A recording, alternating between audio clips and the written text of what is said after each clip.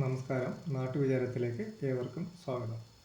ഈ വീഡിയോയിൽ ഞാൻ നിങ്ങൾക്ക് പരിചയപ്പെടുത്തുന്നത് S400 പ്രൊജക്റ്റ് കുഷേനിയും കുറിച്ചിട്ടുള്ള ഒരു താരതമ്യമാണ്.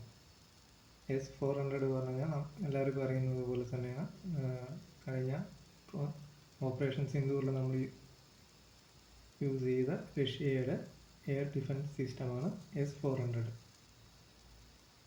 S400 പ്രധാന സവിശേഷതകൾ പറഞ്ഞു കഴിഞ്ഞാൽ പരമാവധി ദൂരം 400 കിലോമീറ്ററാണ്.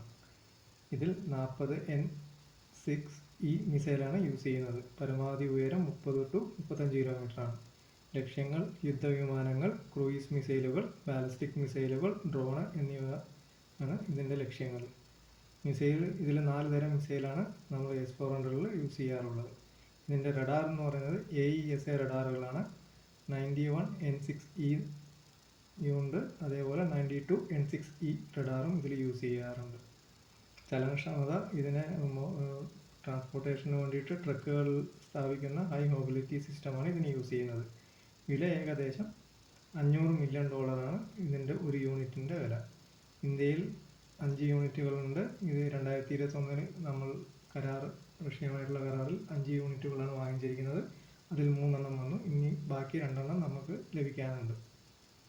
ഇനി കുഷേനെ കുറിച്ചിട്ടാണെങ്കിൽ ഇത് നമ്മൾ ഇന്ത്യയിൽ DRDO വികസിപ്പിച്ചെടുത്ത ഒരു സംവിധാനമാണ്. ഇത് X400 പകരക്കാരനാവും. പ്രധാന സവിശേഷതകളാണെങ്കിൽ പരമാവധി ദൂരം വന്നിട്ട് ഇതിൻ്റെ 150 മുതൽ 350-400 കിലോമീറ്ററാണ് ഇത് പറയുന്നത്. ഇത് ഡിഫറൻറ്റ് ഇൻട്രാക്ടർ മിസൈലാണ് ഇതിൽ ഉദ്ദേശിക്കുന്നത്. ഇത് ലോങ്, ഷോർട്ട്, മീഡിയം റേഞ്ചിലുള്ള മിസൈലുകളൊക്കെയാണ് ഈ കുഷേൽ യൂസ് ചെയ്യാൻ പോകുന്നത്. പരമാവധി ഉയരം 30 കിലോമീറ്ററാണ്. ലക്ഷ്യങ്ങൾ വിമാനങ്ങൾ, ഡ്രോൺ, ക്രൂയിസ് മിസൈൽ, ബാലിസ്റ്റിക് മിസൈലൊക്കെയാണ്. റഡാർ, ഇതിലുപയോഗിക്കുന്ന റഡാർ വന്നിട്ട് നമ്മൾ സ്വദേശമായി വികസിപ്പിച്ച AESA റഡാറാണ്.